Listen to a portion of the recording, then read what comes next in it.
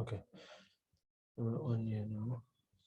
أعوذ بالله من الشيطان الرجيم بسم الله الرحمن الرحيم الحمد لله رب العالمين والصلاة والسلام على رسوله الكريم وعلى آله وأصحابه أجمعين رب اشرح لي صدري ويسر لي أمري واحلل عقدة من لساني يفقه قولي اللهم أخرجنا من ظلمات الوهم وأكرمنا بنور الفهم وافتح علينا بمعرفة العلم وسهل أخلاقنا بالحلم واجعلنا ممن يستمعون القول فيتبعون أحسنه اللهم اجعل أعمالنا خالصة لوجهك ولا تجعل فيها حظا لغيرك وصل اللهم على سيدنا ونبينا ومولانا محمد وعلى آله وأصحابه أجمعين والحمد لله رب العالمين. السلام عليكم ورحمة الله وبركاته. How's everyone today? Alhamdulillah. وعليكم السلام ورحمة الله وبركاته. Assalamu alaikum. I think we started for the hadith today with Allah Ta'ala. Last week we did the hadith on istifta'ul qalb. Basically not seeking out things to justify what unsettles you. Today we look at another hadith. It's also an important matter, but I think something we would have discussed before. عن أبي نجيح العرباض ibn Sariyah رضي الله عنه. The Sahabi's name is العرباض ibn Sariyah رضي الله عنه قال وعظنا رسول الله صلى الله عليه وسلم موعظة وجلت منها القلوب وذرفت منها العيون. Al-Irbad ibn Sariyah radiallahu anhu, he says that Rasulullah sallallahu alayhi wa sallam wa'adhana maw'idatan. He gave us an admonition. What is that? Wa'adha maw'idatan. Maf'ul mutlaq. And it's mubayyinun lil-naw'. It's telling you what type of maw'idah it was. Or it could also be a maf'ul bihi. وَعَظَنَا مَوْعِظَةً, that's because that's the masdar, right? He gave us a maw'idah, but what kind of maw'idah? وَجِلَتْ مِنْهَا الْقُلُوبِ. وَجِلَ. What does that mean? To? No, that's walaja. This is wajila. This for wajilat min al-qulub means it shook our hearts. It shook our hearts. وَذَرَفَتْ مِنْهَا الْعُيُونِ. So it's actually al-qulub is the fa'il of wajila. So our hearts shook on account of it. Minha, on account of it, our hearts shook.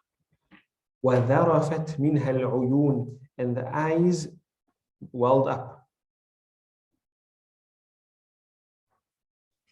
So basically, Rasulullah gave us advice or admonition that was really moving. Wajila can also mean, like when you say your heart move, it means like to be fear, to be filled with fear. It's not just moved like in terms of like an emotional thing, but it stirred our hearts to fear, frightened us, and it filled our hearts with tears. فَقُلْنَا يَا رَسُولَ اللَّهِ. So we said, O Messenger of Allah sallallahu alayhi wa sallam, كَأَنَّهَا مَوْعِظَةُ مُوَدِّعٍ.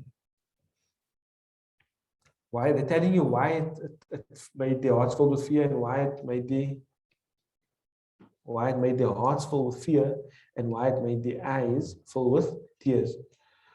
They say, كأنها, it's as if it is موعظة مودع.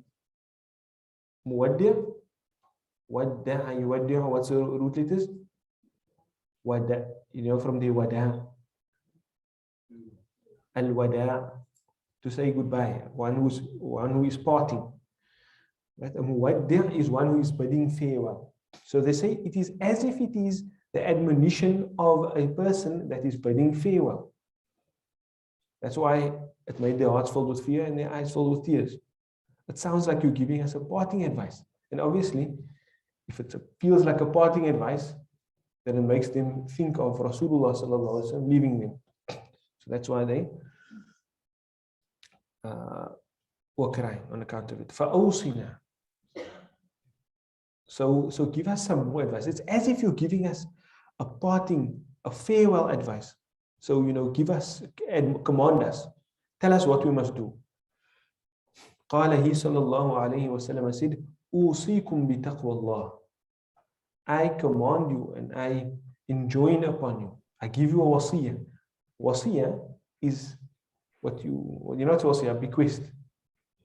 That is what you leave somebody with after you. So they tell him, give us something to latch onto. And then he says, I give you as a wasiyah. What do I give you as a wasiyah? أوصيكم بتقوى الله. I leave you with the fear of Allah. والسمع والطاعة. And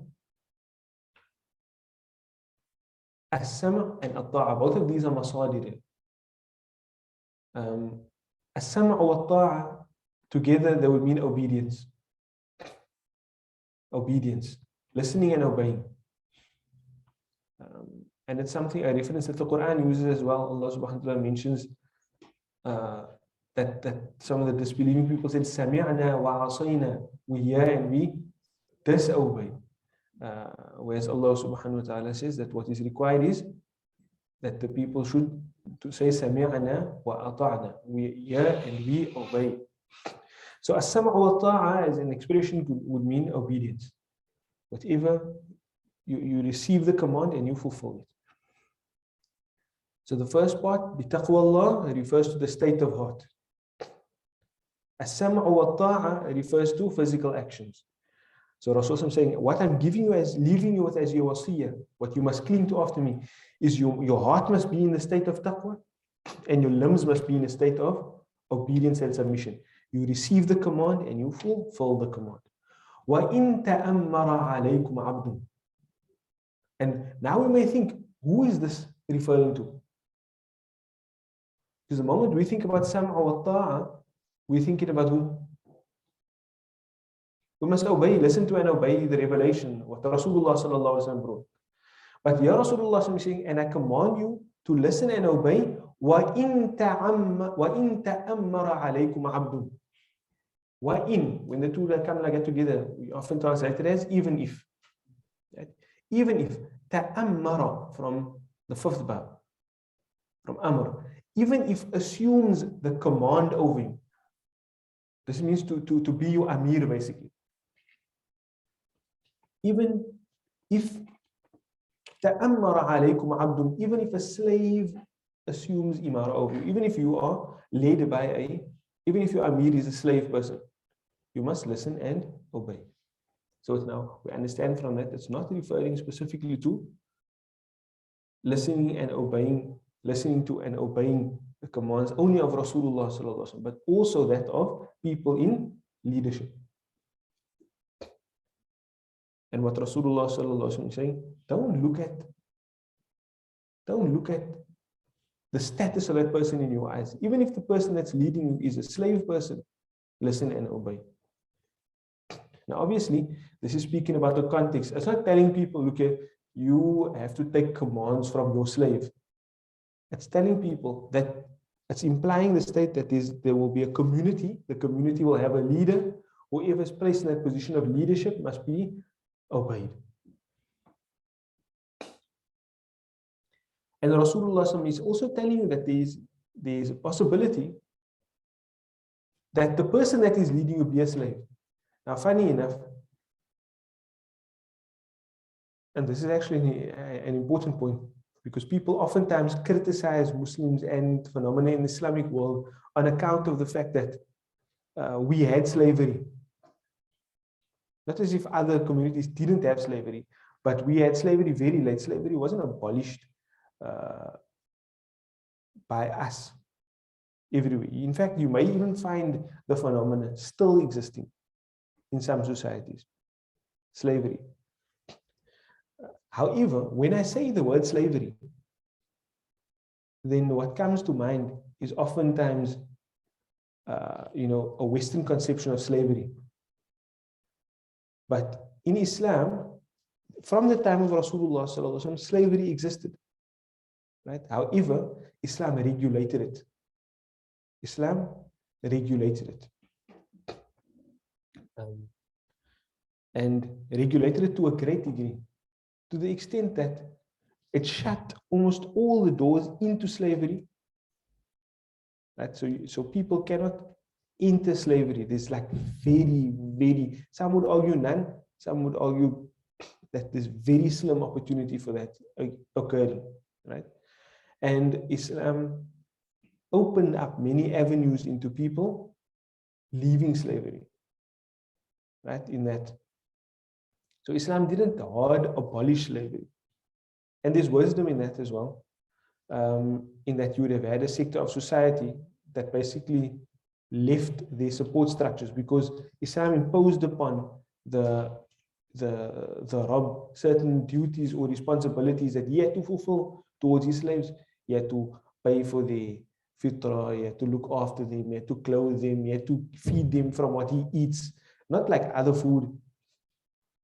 You know, that's why I often say sometimes we even treat our domestic workers worse than Islam expects a slave to be treated. So Islam regulated all of it. It's a different conception. And what I wanted to say is that in our history, the best scholars, some of the best, many of the main mufassirin were slaves. The muftis of Makkah, I'm talking about from as early as the period of the Tabi'in, the students of Ibn Abbas radiallahu anhu, like some of the main mufassirin, they were actually slaves. He kept them as slaves so that they don't have to do anything else. They don't have to look after their own livelihood, they don't have to do anything. Now your job is to learn from me. And they became the main authorities in tafsir, in fiqh, in like even the mufti of Makkah in the very early days. If you read like descriptions of Ata ibn Abi Rabah, for example, he was the mufti of Makkah. They say you don't ask anybody for a fatwa if Ata is in Makkah. He was, according to descriptions, a very dark black man. In fact, they describe his hair because I think I don't know why in these descriptions they felt necessary to describe his hair, but they say like almost like peppercorn hair. But so the conception of slavery is very different in Islam to outside. So Rasulullah is saying even if your Amir is a slave, so that's a possibility, it can happen. And in fact, in our legacy, it did happen. From the people who became wuzara, like ministers, etc., were slaves or free slaves. So Rasulullah is saying, what you must do is obey the leader. فَإِنَّهُ مَنْ يَعْشِ مِنْكُمْ or مَنْ يَعِشْ مِنْكُمْ, sorry. فَإِنَّهُ مَنْ يَعِشْ مِنْكُمْ فَسَيَرَى اخْتِلَافًا كَثِيرًا. For certainly, those of you who live, meaning those who have long life, will continue to live for a while still. فَسَيَرَى اخْتِلَافًا كَثِيرًا. Soon he will see an abundance of difference. He will see an abundance of difference. Dispute is called schism in amongst the Muslims. So what does Rasulullah sallallahu alaihi wasallam say? فَعَلَيْكُمْ بِسُنَّتِي وَسُنَّةِ الْخُلَفَاءِ الرَّاشِدِينَ الْمَهْدِيِّينَ. فَعَلَيْكُمْ بِهِ. What does that expression mean? It is upon you, meaning it's your responsibility, it's your duty to do something. If I say عليكم أن تفعل هذا, that means it is your duty. You are bound to doing this. So Rasulullah says, فَعَلَيْكُمْ بِسُنَّتِي. So you are bound to sunnati, my sunnah, وَسُنَّةِ الْخُلَفَاءِ الرَّاشِدِينَ الْمَهْدِيِّينَ, and the sunnah and the way of al-khulafa, the successors, meaning those who will come after me. That's what khulafa means. Ar-Rashidin, who are rightly guided. Al-Mahdiyin, and another expression of guidance, guided by Allah. Who does that refer to? وَسُنَّةِ الْخُلَفَاءِ الرَّاشِدِينَ الْمَهْدِيِّينَ. Let's see how they translate it. Okay, he doesn't even translate the second sifa. But who are al-Rashidin al-Mahdiin? Sunnah al-Khulafa al-Rashidin al-Mahdiin. Abu Bakr radiallahu anhu is the first one. Umar radiallahu anhu is the second one. Uthman radiallahu anhu is the third one. Ali radiallahu anhu is the fourth one. And the fifth one is Hassan ibn Ali radiallahu anhu, which people don't often mention. But in another hadith, Rasulullah sallallahu alayhi wasallam mentioned the periods.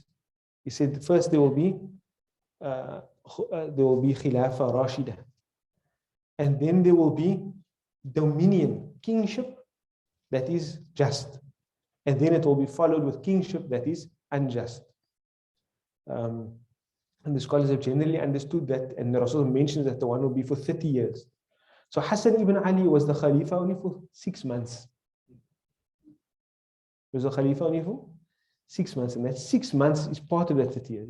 If you count very precisely, the period of Abu Bakr radiallahu anhu was a short period of Khilafah, and then Umar radiallahu anhu was some 10 years, Uthman radiallahu anhu was about 12 years, and then Ali radiallahu anhu, then that 6 months of Hassan ibn Ali falls into that period as well, into those 30 years. And then after that was Muawiyah radiallahu anhu. Now why does that become kingship? Because he appointed his son after that, right? But the period of Muawiyah radiallahu anhu was still a period, according to Ahlul Sunnah wal Jama'ah by and large, was a just period. He was a good ruler, good person. He was a Sahabi of Rasulullah sallallahu alaihi wasallam. But his son was he was an evil guy, right? He was super bad. He was the one that, he didn't do it himself, but he was the Amir at the time of the events that took place at Karbala. He was the one that made the people in Medina fear. He's like not a good guy, right? Evil guy, to say the least. And Ahlul Sunnah wal Jama'ah differ regarding Yazid to the extent at which they dislike him or disown him. Some say he's a kafir, some say he's not a kafir. There's not sufficient evidence to say he's a kafir.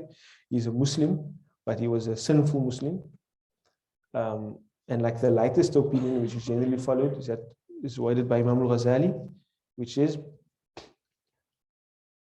لا نسبه ولا نحبه. We don't love him, but we don't slander him. So that's his case. So anyways, so the Khulafa al-Rashidin, why I just thought to mention it, because sometimes people don't know who they are. Abu Bakr radiallahu anhu, Umar radiallahu anhu, Uthman radiallahu anhu, Ali radiallahu anhu, and for a very short period there was Hassan ibn Ali radiallahu anhu. Hassan ibn Ali radiallahu anhu, he gave the Khilafah, because there was some dispute that took place there afterwards. He was the peacekeeper, Hassan radiallahu anhu, and he gave the Khilafah to Muawiyah radiallahu anhu. So obviously, Hassan ibn Ali radiallahu anhu would never give the Khilafah to somebody that was wretched and follow him and all of those things. So Rasulullah says, you must follow my sunnah and follow their sunnah. That's an important discussion to have. What does it mean to follow the sunnah? What does it mean to follow the sunnah? Because in the past, I would say, maybe 200 years, is an understanding of following the sunnah that is very restrictive and imposes on the society a very detrimental manner of following the sunnah, which wasn't the way that it was done throughout our legacy. Right? And they take even more from the next part of the hadith. Rasulullah says, "Addu alayha bin nawajidi." Adda means to bite on something. Rasulullah says, bite upon it bin nawajid. Nawajid is your molars. So Rasulullah says, bite upon my sunnah and the sunnah of al-Khulafa al-Rashidin al-Mahdiyin. Bite upon the sunnah with your molars. What does that mean? It means like, bite fast. Right? Stick to it and don't let go at all. Right? You must hold very tightly to that. Why? To mitigate the ikhtilaf. وَإِيَّاكُمْ وَمُحْدَثَاتِ الْأُمُورِ, Rasulullah says. وَإِيَّاكُمْ, what does that mean? When you say إِيَّاكُمْ wa, that means beware of. It's an expression. إِيَّاكُمْ literally means you. Right? But when you say it as an expression, إِيَّاكُمْ وَهَذَا, it means beware of this thing. So Rasul says, وَإِيَّاكُمْ وَمُحْدَثَاتِ الْأُمُورِ. You beware of muhdathat al-umur. Muhdath comes from the word hadatha. Hadatha means for something to occur. If you say something is hadith to sin, it means it's new, fresh, young. Right? So ahdatha, yuhdithu means on the fourth bar means to bring something about something new. That's why modernism is called hidatha. Right? Muhdathat. So ahdatha means to bring about something new. Muhdath will be something new that is brought about. The muhdith is the one that does the action of bringing it about. So he says, وَإِيَّاكُمْ وَمُحْدَثَاتِ الْأُمُورِ. Beware of matters that are newly brought about. فَإِنَّ كُلَّ بِدْعَةٍ ضَلَالَةٌ. فَإِنَّ, for indeed, كُلَّ بِدْعَةٍ, every innovation or every innovated matter is ضَلَالَة, is astrayness.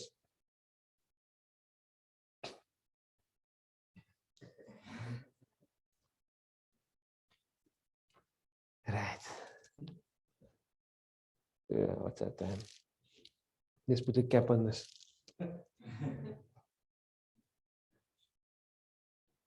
It's a max 25 past. Inshallah, right? So somebody keep telling. Right. Okay. So how do we have a discussion on this? Rasulullah gives a number of commands. Is the entire, my first question is the entire Sharia encapsulated in one hadith? Or does the Sharia have sources? What's the primary source? The Quran. What part of the Quran? No, all of it. All of the Quran. Right. What's the second source? The Sunnah of Rasulullah. Don't say the hadith. The Sunnah of Rasulullah. Right? The Sunnah of Rasulullah is represented in certain ways. Right? According to the majority, according to us, especially the Shafi'is, the Sunnah of Rasulullah is represented by hadith. Right? The Sunnah of Rasulullah is represented by hadith. According to the Malikis, according to everybody, the Sunnah is represented by hadith. But the Sunnah is of different strengths. According to us, it's represented primarily by the hadith to the expense of everything else. The Malikis will say more, it's represented by the hadith, but it's also represented by the action of the people in Medina during a certain period. And I don't say the action of a person, I mention the action of the entire populace of Medina in the period just after the passing of Rasulullah sallallahu alayhi wasallam. Right? Not the practice of any other people, only the people of Medina in that period of time. So they would include that in what is a representation of the Sunnah. Right. So we said Quran and we said Sunnah. We said the Sunnah by the majority is represented by the Hadith, and some would include in that the practice, the widespread practice of the people of Medina in the period after the passing of Rasulullah. It doesn't carry on forever. Right? Now, within, and then obviously there's other sources that come after that. There's analogy. If there's a matter that the Quran says nothing about, the Hadith say nothing about. Right? But it says something about a thing very close to that you can draw an analogy on, then we use qiyas. Right? That would be another dalil. Another source of Sharia. Another source of Sharia that's agreed upon is a source of ijma', consensus. If all the scholars in a period of time agree on a matter, right? that agreement will be based upon something. Like there may be a verse in the Quran that is interpretable, right? But all of the scholars of a period of time are in agreement. There's a consensus that one interpretation is the only correct interpretation. Then what you would have had there is an example of an ijma, a consensus, right? The consensus has a basis,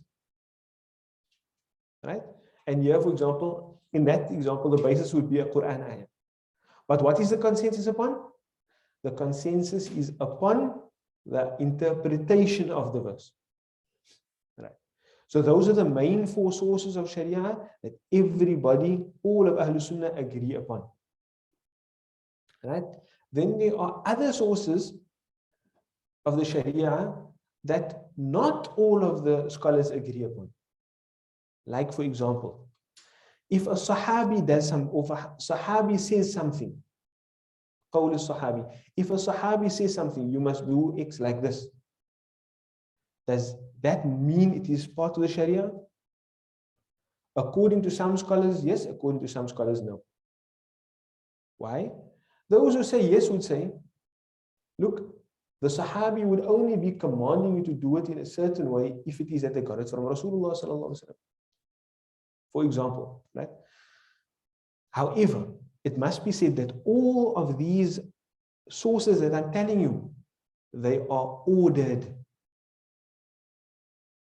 right?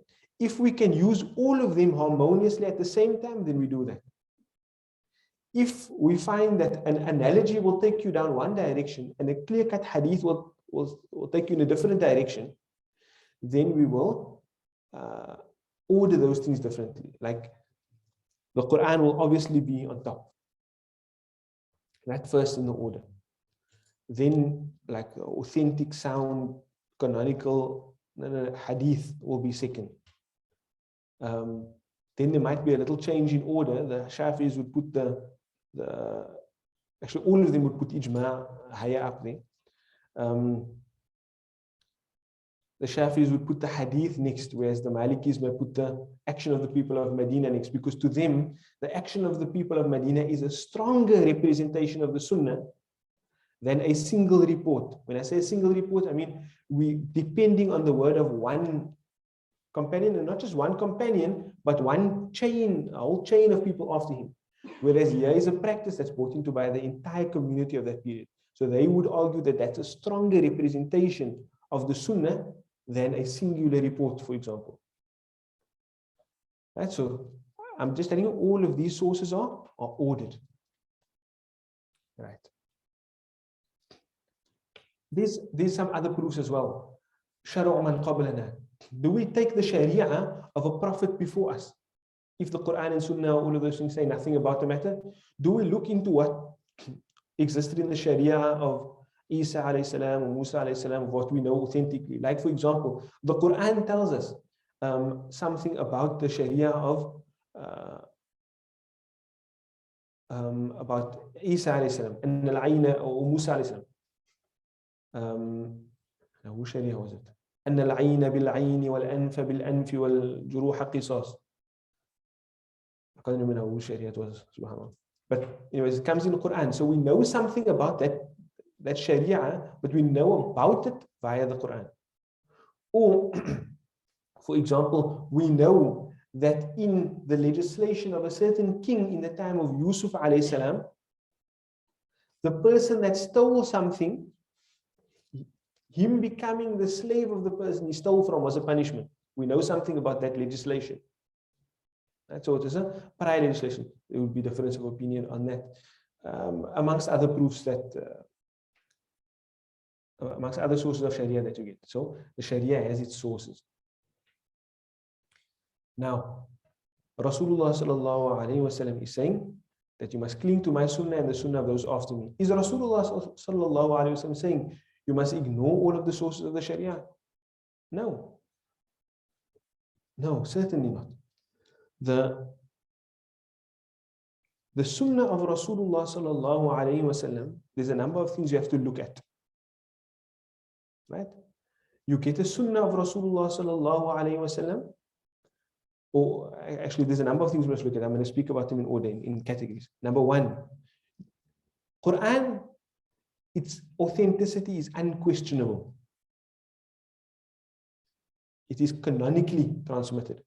It's rationally impossible for the Quran to be a lie. Right? Or normally impossible for the Quran to be a lie. The Sunnah is, however, of different categories. We already discussed this. We said that some of the Sunnah is canonical as well, like the Quran. It's so mass transmitted. There's so many different chains of narration that have been narrated generation after generation by large amounts of people that it's impossible for that to be a lie. Then after that, you get narrations that are authentic. Right? And even in authentic narrations, you get authentic narrations that have many chains. Right? If it has many chains, more than 3, but not yet at the level that we'll consider it mutawatir or canonical, we have a name for it. We call it mashhur in the science of hadith. If it has only 2 chains, we call it aziz. If it has 1 chain, we call it gharib. Now, obviously, you can imagine, if you have 1 strong chain, the hadith is authentic. If you have 2 strong chains, it just means it's authentic, but also just a bit stronger. If it has 5 chains, it just gives us greater reliance upon it. Obviously, if it has 5 weak chains, it's going to be not necessarily as strong as 1 authentic chain. But that's there's a lot of details that we're not going to get into now. I'm just saying it's of different levels of authenticity. You can have authentic, but even inauthentic, there's different levels of authenticity. Right? So you can have a narration that's authentic in and of itself. Then you can have a narration that's authentic, but on account of corroboration. Because in and of itself, it's not authentic, but other narrations support it, so it becomes on the level of authentic. Then you get narrations that are sound, which is still acceptable to use. Right? All that it means when a narration is sound is that the person or one of the people in the chain of narration, they were just people, they were not known to be sinners or anything like that. They had a good memory. But we have found them making a mistake in what they have said. They're not of the highest level of precision. And when I say the highest level, it may be that when I look at 3 other people that said the same thing, they have another word in it, you don't have that word. So that just makes me like question your precision in your statement. Like, for example, if 4 people must come from that class to our class and say, look, Maulana Khalil said that all of the students in this class, oh no, 4 of them come to tell us. 3 of them say to us, all of the people in this class can leave at 11:30. And one of them comes to us and says to us, Maulana Khalil said that all of the humans in this class can leave at 11:30. Has it affected the meaning much? That hasn't affected the meaning much. But we may find that anomalous to the rest of them. So we say that's not the highest level of precision. Right? Because when we want to hear from Rasulullah, we want to hear exactly what Rasulullah said. Right? However, that may fall into another category also of riwayah bil ma'na, narrating with meaning, but that's a different discussion. I just gave you that as an example of precision, right? Or it may be that we find somebody narrating something anomalous at some point. So then you have a hadith that is sound, still acceptable, sound. Then you get narrations that in and of themselves are not sound.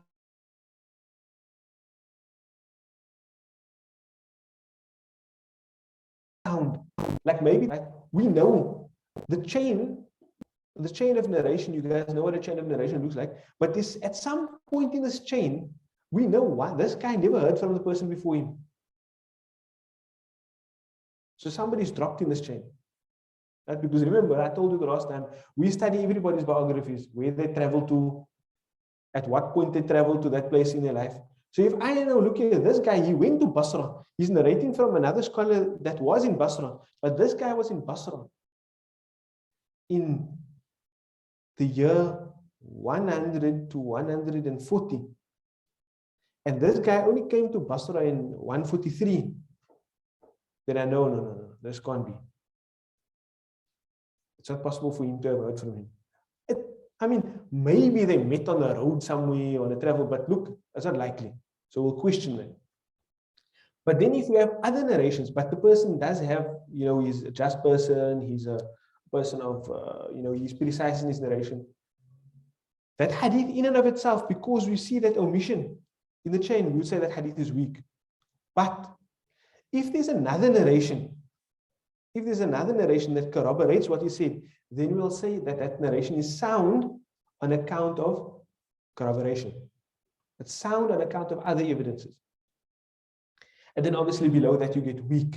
And even in weak narrations, there's different levels to weak narrations. You get weak narrations that's weak on account of something missing from the chain. You get weak narrations on account of something that is on account of, already past 25 now. Let's make it off past. You get weak narrations on account of a liar. Okay, leave a lie first. You get weak narrations on account of somebody that is known to make mistakes. You have weak narrations that's there. So the person is just and whatever, but we know he makes mistakes. You have weak narrations on account of maybe knowing that somebody has lied in the chain. Not necessarily in that chain, but we know him to have lied elsewhere. So if he's a liar, look here, we're not going to take from you what Rasulullah said. So there's grades to authenticity. Then you get things that are severely weak, etc. Then you get narrations that are fabricated also. It's all different things. Right? But remember,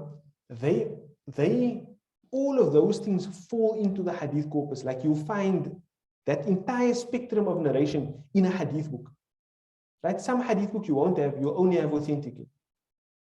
Some hadith books you'll have only acceptable, meaning authentic and sound. But generally, even if you look at the 6 main hadith books, you will find the entire spectrum. You may find even a fabricated narration in one of them. Right? You may find a weak narration in there. You find that entire spectrum. So the responsibility to sift through all of that, it rests on the shoulders of the hadith scholar to identify that, look, this hadith is in this book, but the hadith is fabricated, or it's weak, or whatever the case may be. Right? And that's why it requires a lot of expertise, not just something you can pick up and say, oh yeah, this guy said that and done. Right. And that still happens. So that's in terms of hadith. But what did we say? All of this stuff can be found in a hadith book, right? And hadith books are what? The representation of the sunnah of Rasulullah sallallahu alaihi wasallam. So that obviously means the sunnah, we have different ways of accessing and knowing the sunnah. Some people may attribute things to the sunnah which other people reject as being part of the sunnah. And vice versa. Right? So that's important to note. The next thing is, after recognizing that the Sharia has different sources, and specifically the Sunnah also has different degrees or different ways of knowing what it is, we can understand that you can have different people claiming things to be Sunnah with very strong and justifiable arguments, though they differ with each other. And that exists between the madhahib. When I look at a Maliki standing with his hands at his side, when he makes salah, I don't tell that Maliki, hey, why don't you follow the Sunnah, man? Fold your hands. I understand that this Maliki, according to his understanding, is following the Sunnah.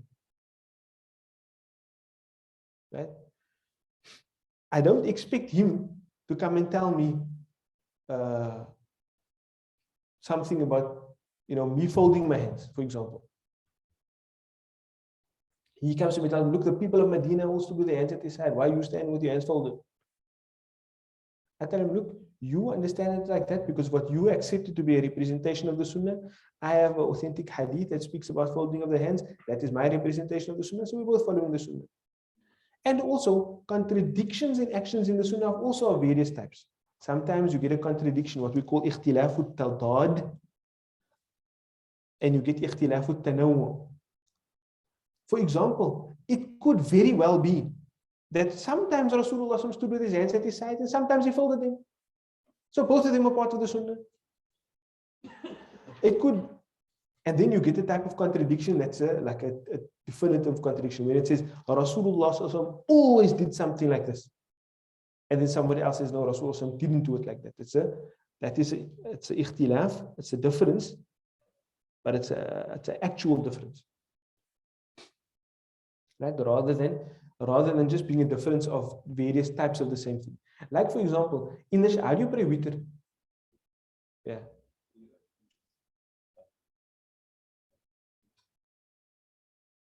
So the Hanafis do it one way. The Shafis do it a different way. We don't do qunut in our witr except in the last half of Ramadan. The Ahnaf, they always do qunut in the witr. How's the form of the witr? They do 3 in one go.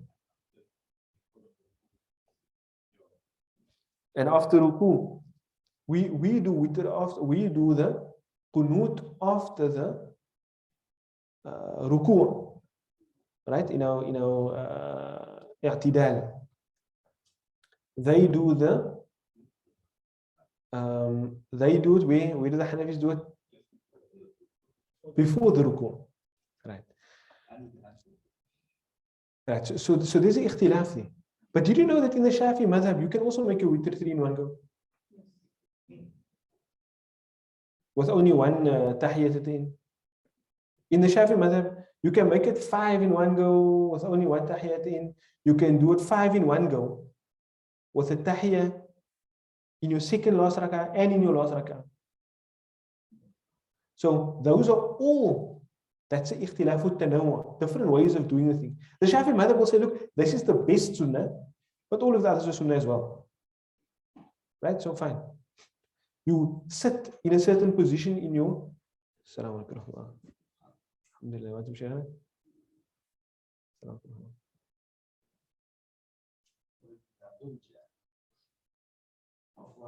طيب ما شاء الله. Good. So what was I saying? Yes, so that's ikhtilafut tanawwu. They're all sunnah.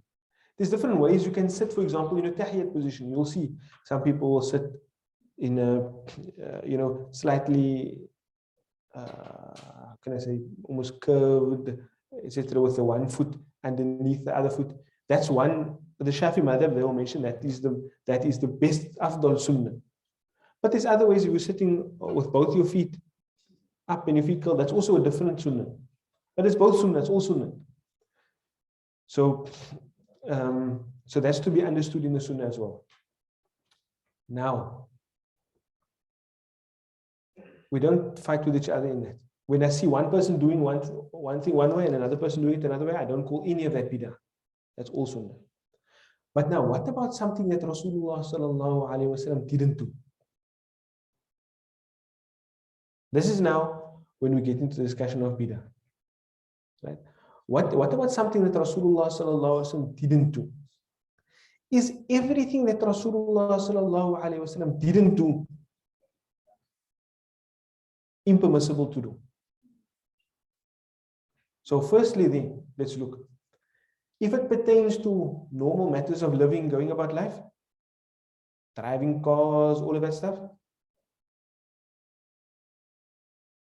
is any of that bid'ah? Like something that you can't do? No, of course not. Right? Rasulullah rode a camel, so I have to ride a camel. No, nothing in that regard is bid'ah. So first thing I want to point out is it linguistically a bid'ah? Yes. But is it what the hadith is referring to? No. There's no scholar under the sun that will tell you driving a car is haram because it's bid'ah. Right? So the first thing I want you to understand is by recognizing that we have already looked at this hadith and said that word bid'ah there does not include every single thing that can be termed linguistically a bid'ah. Right? Because we just excluded vast categories of things, anything that pertains to your normal life, anything that pertains to the food that you eat, anything that pertains to the spices that you use in your food, anything that pertains to your mode of pedagogy, all that stuff, it's not included in it. Right. What about using a bank card? It's a mode of transaction. No, that's not included in it either. Where people start differing greatly is when it comes to matters of worship. But if the Prophet ﷺ had a certain way of doing something in his everyday life, and he differs from that. So, for example, a car, the Prophet ﷺ didn't have a car. That's clear cut. But let's say brushing your teeth, for example.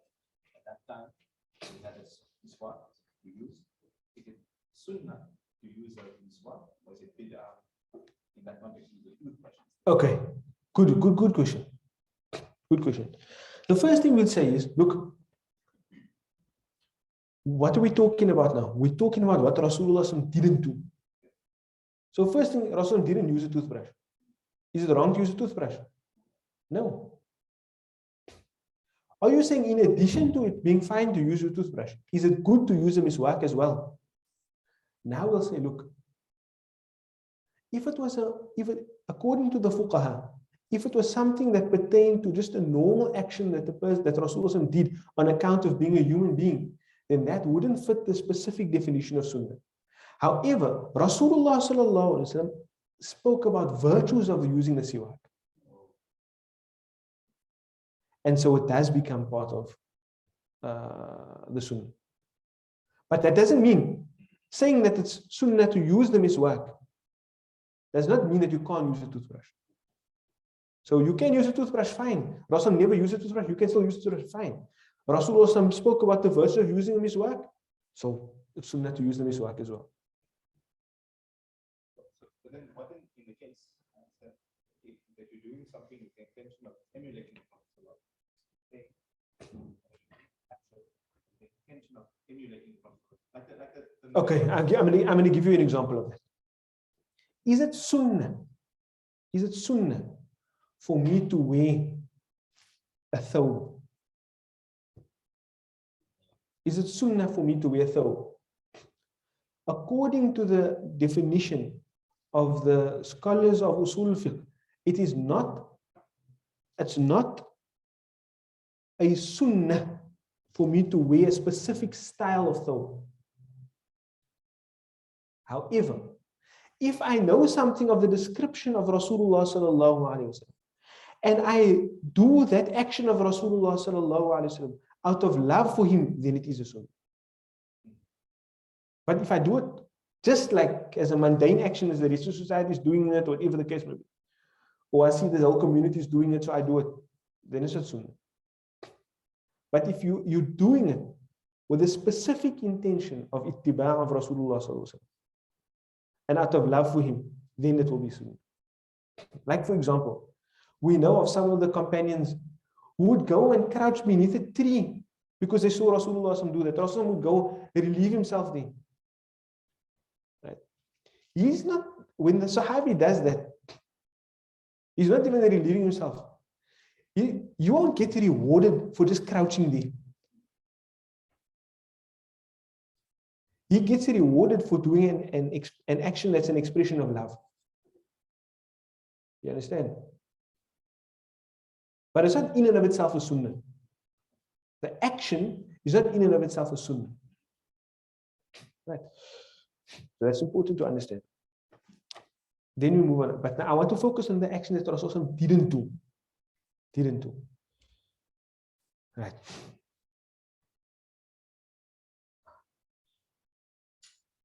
What's the time? Okay, let's just have the discussion. Let's just have right. Okay. Actions that Rasulullah did not do.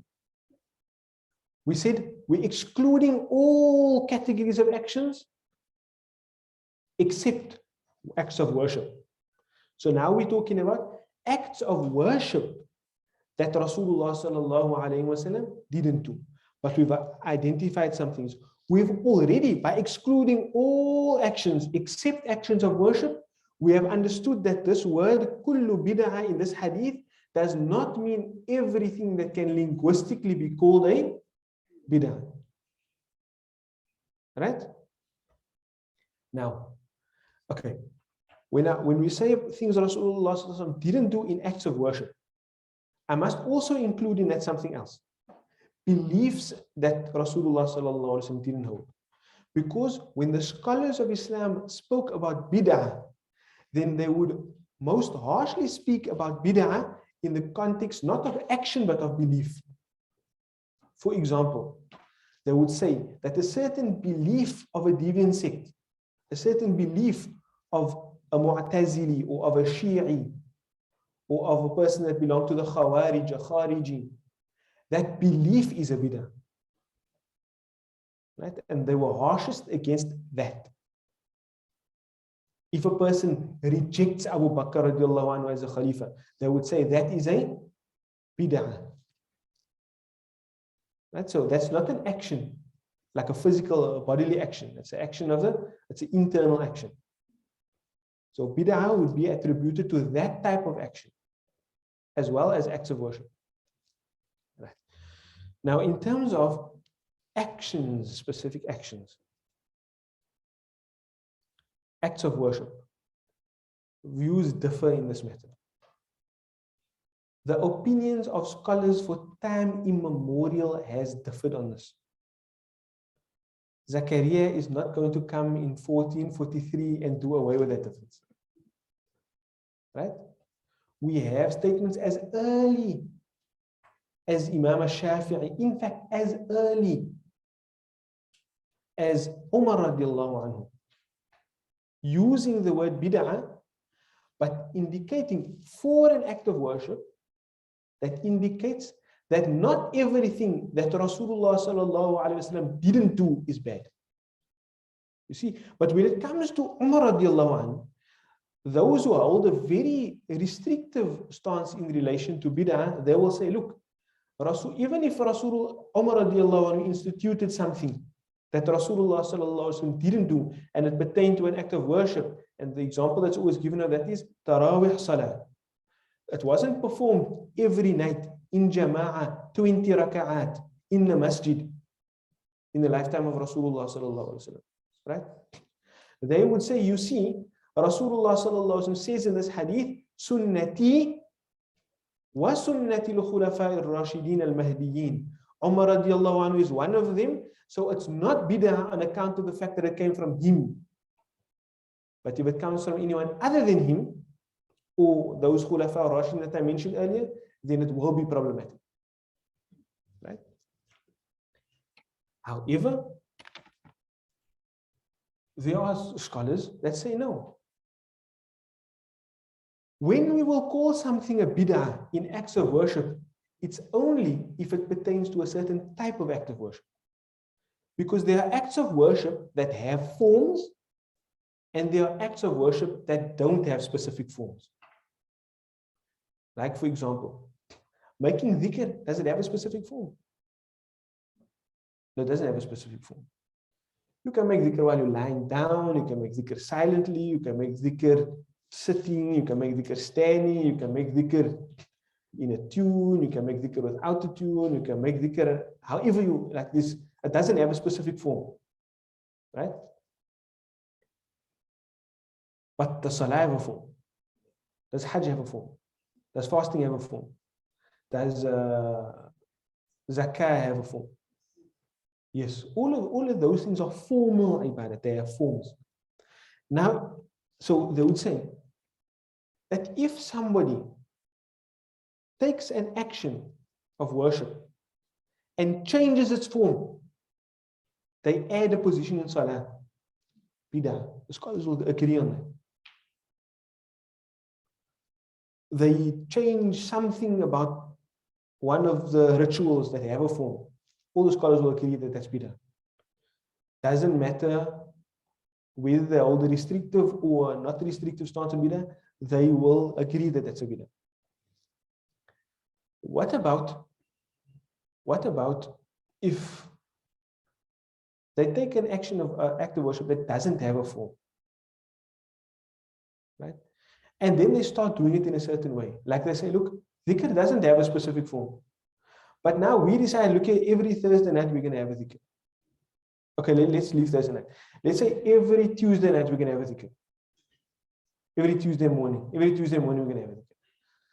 Right? So I'm just taking like a random time. Does it now become a bid'ah? It doesn't have a form. The type of act of worship doesn't have a form. We're not changing its form. But we're just saying we are going to either individually, every Tuesday morning, I'm going to make dhikr. Generally, people won't have a problem with that because they won't know. You just do it on your own. But if now we say, look, 5 of us, we're going to get together, we're going to make a dhikr. Does it become a bid'ah? So some people, those who are very restrictive in relation to bid'ah, they will say you have added a form to something that doesn't have a specific form. So that's a bid'ah.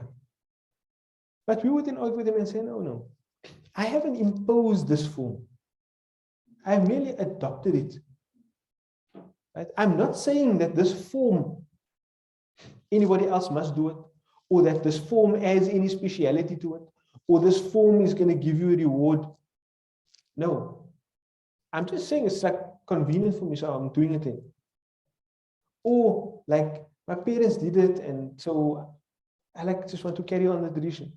I'm not saying that this form now is sunnah. Then most scholars will say that's fine.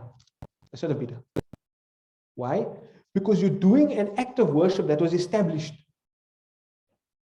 Right? You're doing an act of worship that's established. That's dhikrullah. You've added some formal things, but to the form you haven't added a ruling. You haven't said the form is sunnah. So that's fine. According to most of the scholars. And they don't just suck this out of their thumb. They take it from another hadith of Aisha radiallahu anha that I already mentioned to you. Right? Wherein she says that Man ahdatha fi amrina hadha. And in fact, the hadith is more authentic than this. Right? She says, Man ahdatha fi amrina hadha. Whoever institutes into this matter of ours. Right? Referring to Islam. Ma laysa minhu. What is not from it. Fahuwa raddun. Then it is rejected. Right? So the scholars have said that if a person then institutes something that is from the deen, then it's not rejected. You understand that? It's a contrapositive. She said, whoever institutes in this deen what is not from it is rejected. So they say, whoever brings about in this deen something that is from the deen, then it's not rejected. What do they mean it is from the deen? It has its asl, it has its origin in the deen. Like dhikrullah has its origin in the deen. So that somebody will add some form to that, but maintains the correct ruling in relation to it. There's nothing special about the form itself.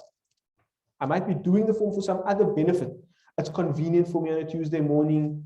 It's in the morning. Rasulullah sallallahu alaihi wasallam said that there's barakah in the mornings, whatever the case may be, right? Then it's not going to be problematic.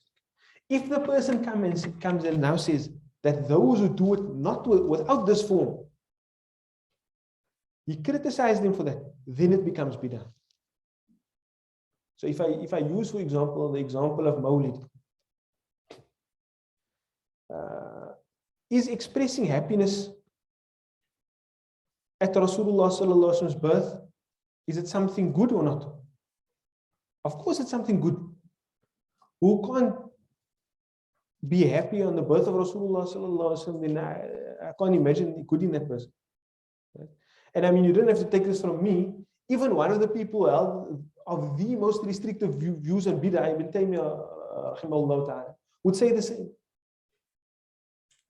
Right? So,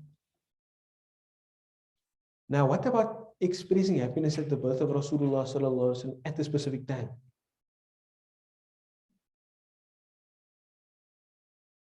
Right? Now it becomes question. Now the question comes back. If you're saying that there's something rewardable about doing it at that specific time, then it can become problematic. But if you're just saying that, look, you know, as a human phenomenon, when this period of time comes, it's just in my mind.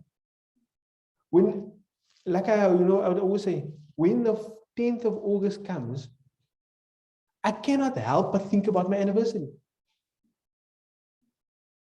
How can I not do something about it? So I'm not saying I must do something for my anniversary. I'm not saying when the 30th of March comes, I just naturally think about the fact that I was born on the day. I don't think that there's anything virtuous about it. So if that's the case, not a problem. Most scholars will say not a problem. And in fact, even from the earlier scholars, they would have mawalid. But their mawlid wouldn't take the form of, you know, how people would celebrate a mawlid today. They would read seerah. So you'd find the mawlid of a certain scholar, but the mawlid is a book about history. Of the history of Rasulullah or the birth of Rasulullah, etc. And different peoples in different times would, you know, celebrate it differently, and it developed from there. So you won't find any Shafi'i scholar having a problem with Mawlid. Why? Because from the time of Imam al-Shafi'i, rahimahullah ta'ala, the founder of the madhab, they already started with this understanding that bid'ah is of two types, good and bad. If it's something that's not changing the form of ibadah, and it's something that has its basis in the deen, then it's good. And then that idea carried on throughout all the Shafi'i scholars. Later, we had scholars like Al-Izz ibn Abd salam who would say that, look, bid'ah is of 5 types.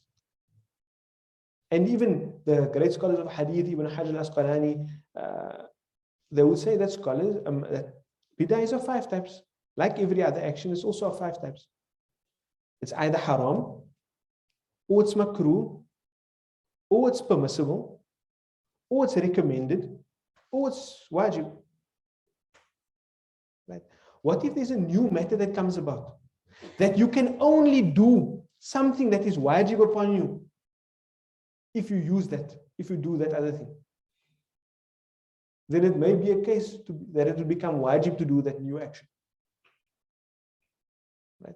So a new matter has all of the 5 rulings of any other action.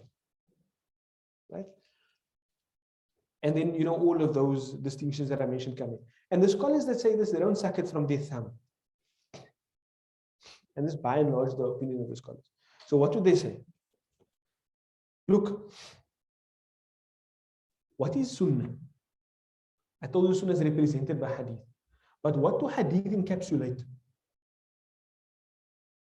Either a statement of Rasulullah sallallahu alaihi wasallam, or an action of Rasulullah sallallahu alaihi wasallam, or from a hadith perspective, they would include a characteristic of Rasulullah sallallahu alaihi wasallam, either about his khuluq or about his features. Like if we read in the Shama'il, you will read about Rasulullah's teeth, you will read about Rasulullah's clothing, you will read about his physical features. That's a sifa khalqiyya. And then also sifa khuluqiyya. But it also includes something else that would usually come before those 2 things: action, statement, or tacit approval. Right. So now, the scholars who hold a more expansive view on bid'ah, they would say that, look, there were companions in the time of Rasulullah sallallahu alaihi wasallam that did actions of worship that didn't ask Rasulullah sallallahu alaihi wasallam about it. The actions that they were doing were not new actions. They weren't instituting new forms. They were taking forms and just doing it at specific times. For example, Bilal radiallahu anhu. Rasulullah sallallahu alaihi wasallam comes to Bilal radiallahu anhu, authentic hadith. What is the matter, O Bilal? What is that you do, O Bilal, that I hear your footsteps before me in Jannah? So what did he tell Rasulullah sallallahu alaihi wasallam? That whenever he makes wudu, he performs 2 rakat of salah. So tahiyatul wudu. Rasulullah sallallahu alaihi wasallam approves of that. Right? But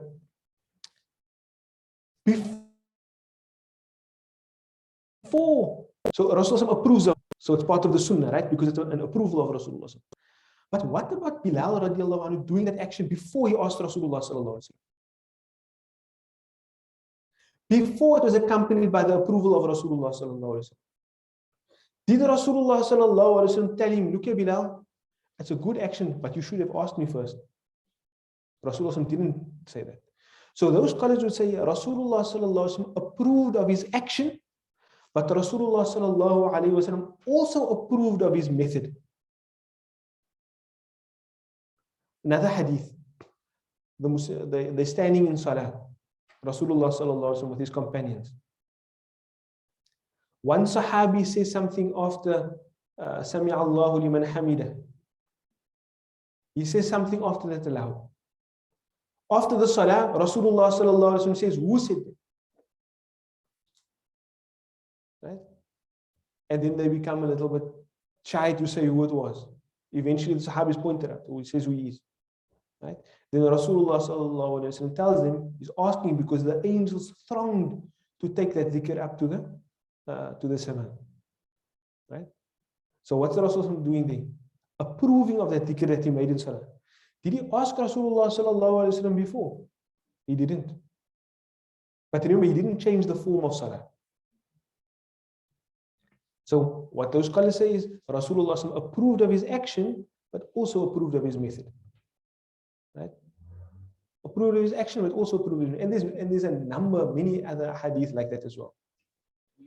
At the time before.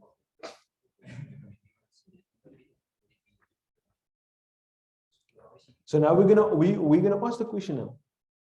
Are we gonna say Bilal radiallahu anhu, before it had the approval of Rasulullah, was doing something that Rasulullah, he didn't get from Rasulullah, that it was a bid'ah? Like in the bad sense of the word. You're gonna say he was doing something bad? No, of course not. So the majority of scholars, like I said, the Shafis, those who accept that, it doesn't apply to every single action. It applies to those actions where you're changing the form of a formal act of worship, or you're instituting a new formal act of worship. And they won't say that's a bid'ah. And maybe a cut-off point is only after a certain time when you consider actions after. So you have to wait until Islam is complete, and then anything after that you will consider. Right. Yes. There's those that may say that. However, you see, there is a principle that the scholars of Usul have. Is it permissible for the Messenger, sallallahu alaihi wasallam, to delay clarifying a matter beyond the hour of need? So Rasulullah sallallahu alaihi wasallam sees somebody doing something haram. Can he just ignore it? He knows there's a Muslim who is dutiful, wants to be obedient to Allah. He sees him doing something haram. Can he not clarify that? So the scholars generally say no.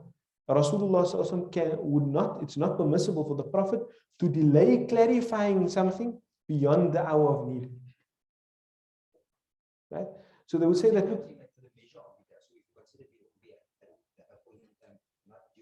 But what I'm saying is, if we consider Rasulullah's approval of that method, then those who hold that opinion can say, look, Rasulullah sallallahu alaihi wasallam approved of the action before his passing, but he also approved of the method before his passing, sallallahu alaihi wasallam, right? And so on account of that, the scholars would hold that these actions, as long as they're not instituting a new formal act of worship, or they are not changing a formal act of worship, then it's not haram.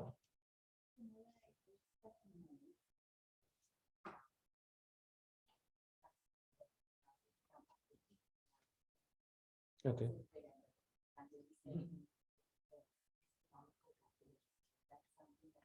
Okay. Now remember, when does this discussion even come into play? Remember, I spoke about the sources of Islam having an order. If there is a direct command from Rasulullah sallallahu alaihi wasallam, the majority of scholars will say, obviously, that gets preference over everything else. Right? Oh, that means we have 12 o'clock already.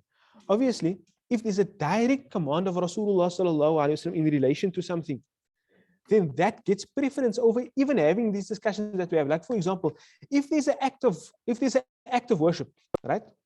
Or not even changing the form of an act of worship, but there's something connected to an act of worship that Rasulullah sallallahu alaihi wasallam specifically prohibited from, then even though we may see the change as slight, it's not changing the form of the act of worship, but it will still be haram to do that thing. Like, for example, Rasulullah sallallahu alaihi wasallam, once some companions wanted to join the jama'ah, and they thought they were going to miss rak'ah, or they thought they were going to miss the jama'ah. So they started their salah, and then they moved into the saf. Right? And then Rasulullah sallallahu alaihi wasallam commanded them not to do that. Right? So they haven't changed the form of salah. In doing that, they haven't changed, but Rasulullah prohibited them from doing that specific thing. So we would, if anybody wants to come do that afterwards, we will tell them, no, you mustn't do that. Right? So similarly, in relation to when Rasulullah sallallahu alaihi wasallam said that you must sight the moon, right? Ru'yatul hilal. The majority of scholars will say that, look, as long as we are doing sighting, we are fulfilling the command of Rasulullah sallallahu alaihi wasallam. And that's why scholars, I mean, they have discussions as deep as saying, look here, if I'm looking at the moon through a glass with glasses on, that's fine, because I'm not seeing a reflection of the moon. There's simply refraction taking place, and so it's still sighting. Right? And there's others that will say, look, because now I'm still looking at the moon. I'm not looking at the reflection of the moon. So these discussions are like, they can be long-winded discussions about them, but we wouldn't. You see, when it comes to calculation, what the majority of Ahlul Sunnah wal Jama'ah will say is that in no way are you doing ru'yah. In no way are you doing sighting.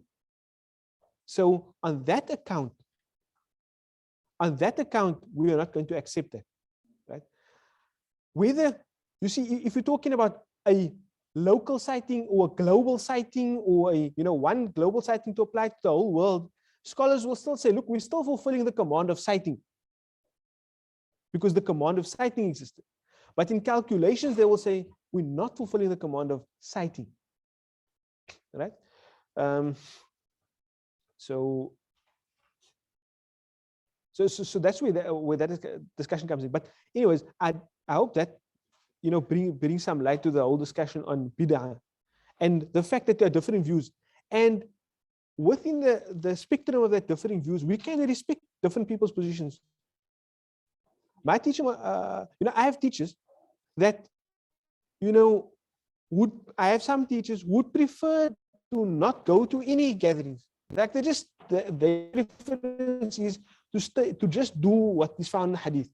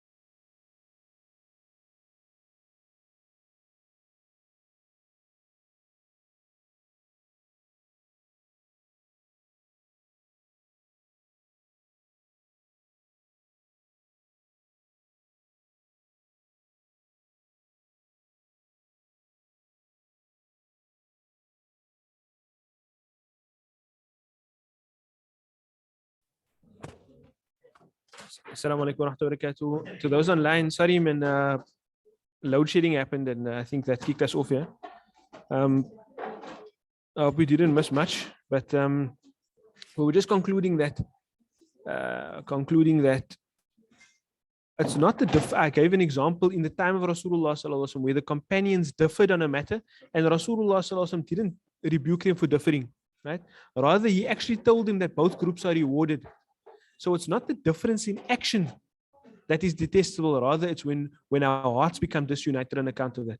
So like the hope is that in having this understanding and having this discussion, we can see different people's perspectives, right? And allow them to express it as long as it's within the ambit of the Sharia without having any detestation or hatred for them in our hearts. And I think at no point in time during this did I impose upon anybody which view you need to have, the more expansive view or the more restrictive view in relation to bid'ah. Whatever, different people will incline to different things in that regard, but don't rebuke the other and don't let our hearts be disunited on account of that. And that's the whole point behind having the discussion. So may Allah subhanahu wa ta'ala accept from us and guide. And with that we end. Wa jazakumullahu khairan wa akhiru da'wana alhamdulillahi rabbil alameen. Assalamu alaikum wa rahmatullahi wa barakatuh.